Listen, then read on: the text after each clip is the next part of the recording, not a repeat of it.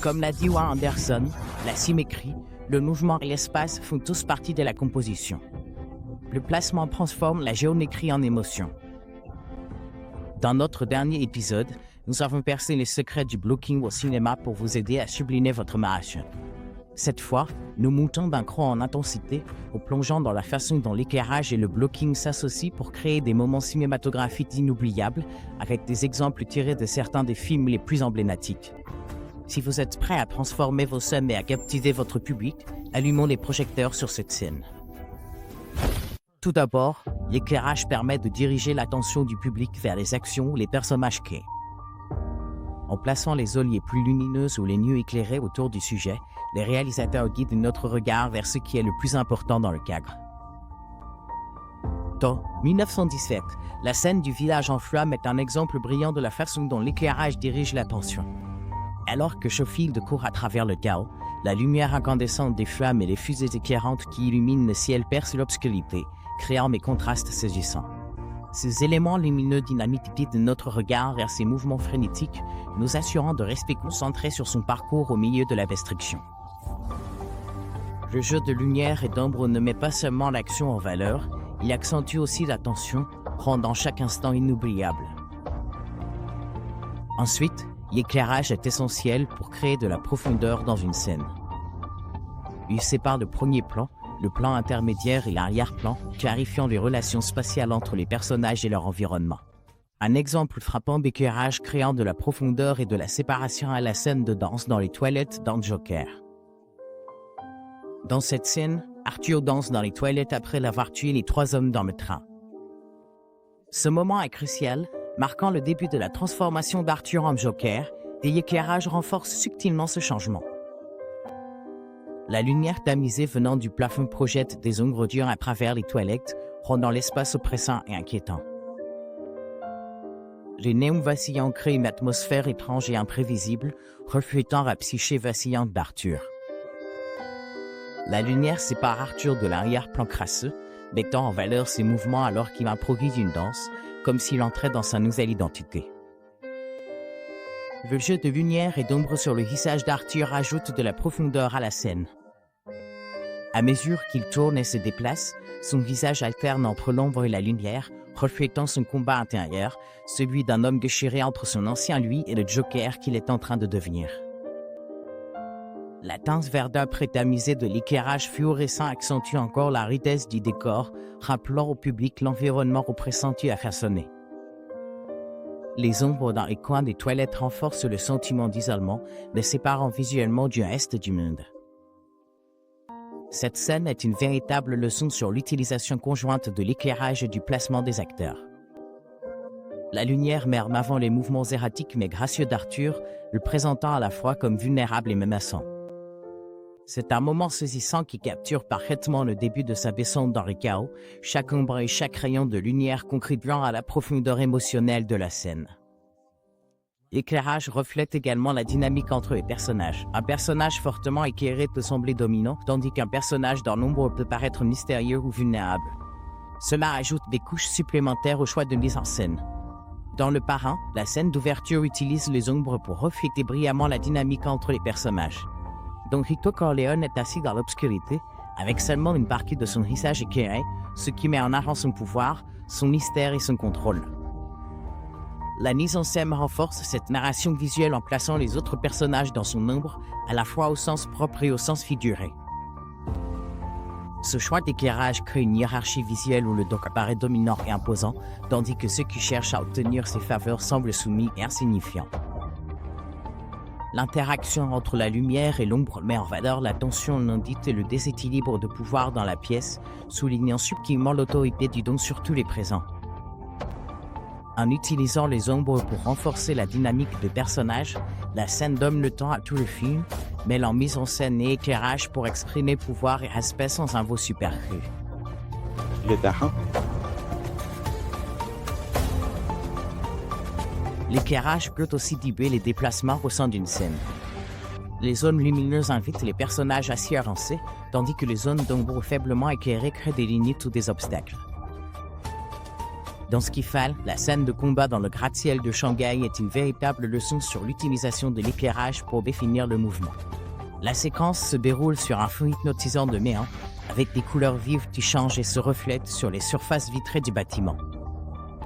Ces lumières éclatantes ne créent pas seulement une esthétique visuelle saisissante, elles guident aussi l'attention du spectateur à mesure que Bond et son adversaire se déplacent dans l'espace.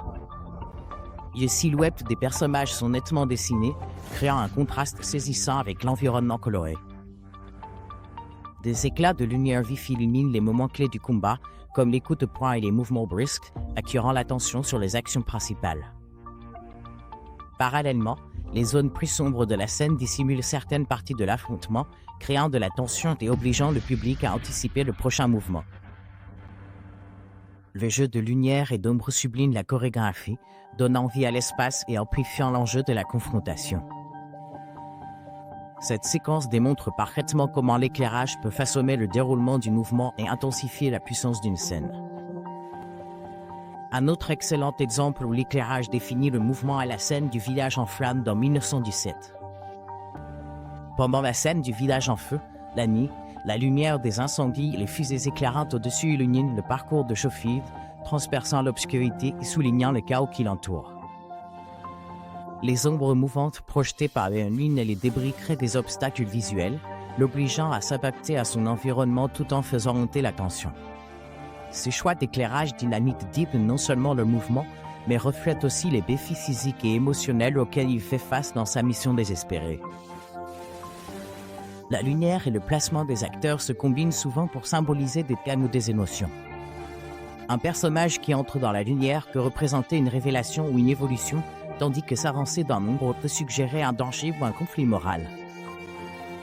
Dans The Revenant, la scène où Hugh Glass sort de sa tombe que Profonde utilise magistralement l'éclairage pour symboliser les thèmes de la survie et de la résilience.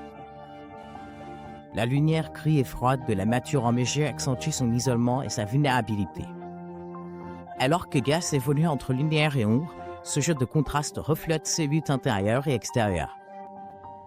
La lumière éclatante reflète la brutalité impitoyable du monde qui l'entoure, tandis que les ombres traduisent le danger latent et l'incertitude. Cette combinaison d'éclairage et de placement des acteurs renforce son combat pour survivre contre toute atteinte, rendant chaque mouvement monumental. Dans Les Évadés, la scène emblématique de l'évasion où Andy sort du tuyau d'égout sous la pluie est un parfait exemple de la lumière symbolisant la révélation et la liberté.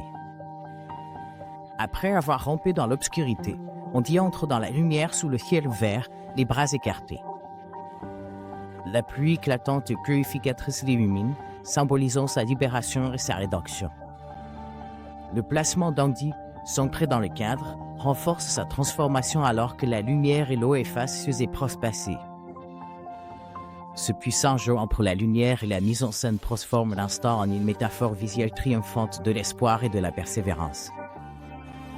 Enfin, l'éclairage et backup la scène. Les ombres, les zones de lumière et les faisceaux lumineux peuvent créer des frontières naturelles autour des personnages, soulignant leur importance ou les isolant dans le cadre. Dans The Greatest Showman, la séquence d'ouverture utilise magistralement l'éclairage pour encadrer le parcours de P.T. Barnum. Le projecteur le suit, isolant de la foule plongée dans l'obscurité et mettant en valeur sa présence imposante en tant que maître de cérémonie. Le contraste entre la piste illuminée et l'ombre environnante crée une atmosphère théâtrale et onirique, reflétant le monde du spectacle qu'il présente. Au fur et à mesure que la séquence progresse, l'éclairage évolue pour mettre en avant les artistes qui entrent en scène. Chaque faisceau et chaque ombre attire le regard du spectateur vers l'action, renforçant le sentiment de grandeur et de sens du spectacle.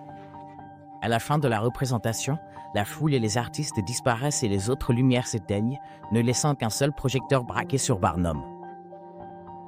Ce moment visuel puissant symbolise la solitude qui se cache derrière le glamour et la nature éphémère du succès. Le projecteur unique crée un cadre intime et introspectif, traduisant visuellement l'isolement de Barnum, même au cœur de la splendeur de ses rêves.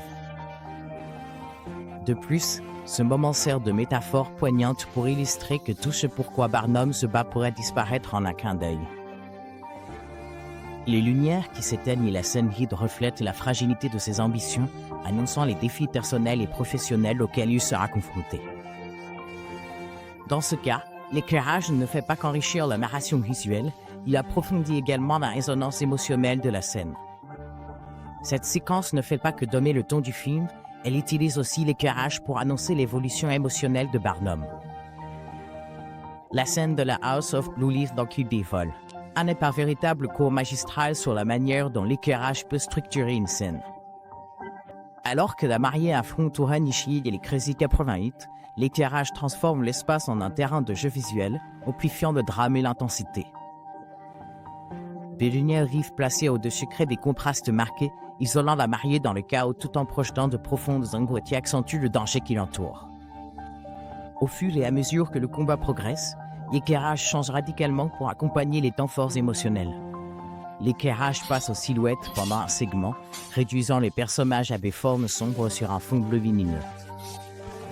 Cela met en valeur la fluidité de l'action et crée une séparation visuelle saisissante, renforçant le combat solitaire de la mariée face à des adversaires en surnombre. Un moment marquant survient lorsque l'éclairage bascule soudainement en noir et blanc. L'éclairage à fort contraste crée des ombres maîtres, amplifiant le chaos et la brutalité tout en conférant à la séquence une dimension intemporelle, presque surréaliste. Bien que le passage au noir et blanc ait été réalisé en post-production et non par l'éclairage sur le plateau. Cependant, l'utilisation d'un éclairage à fort contraste lors du tournage a permis de garantir que l'effet noir et blanc serait saisissant et visuellement dynamique une fois appliqué en post-production. Quentin Tarantino a fait ce choix stylistique à la fois un hommage aux films classiques de samouraï et de noir et pour distinguer visuellement ce segment du reste de la scène. Lorsque la couleur revient, les rouges et les bleus éclatants paraissent encore plus intenses, replongeant le public dans l'univers vibrant et chaotique de la vengeance de la mariée. Lors du duel final avec Oren Ishii dans le jardin paisible, l'éclairage s'adoucit, utilisant des tons naturels pour encadrer ce moment comme étant intime et personnel. Ce changement contraste avec la rudesse précédente, mettant l'accent sur le poids émotionnel de l'affrontement. Chaque lumière et chaque ombre dans cette séquence encadrent l'histoire et les personnages avec précision. Et voilà qui conclut notre voyage dans la magie de l'éclairage et du placement des acteurs. N'oubliez pas, chaque rayon de lumière et chaque mouvement à l'écran ont le pouvoir de sublimer votre narration et de captiver votre public. Si ce tutoriel vous a été utile, mettez un pouce bleu, partagez-le avec d'autres cinéastes et n'oubliez pas de vous abonner à Brett Free Studio pour encore plus d'analyses cinématographiques.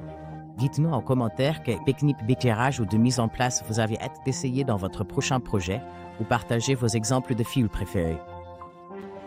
D'ici là, continuez d'expérimenter, continuez de créer et souvenez-vous, chaque image est une histoire qui ne demande qu'à être racontée.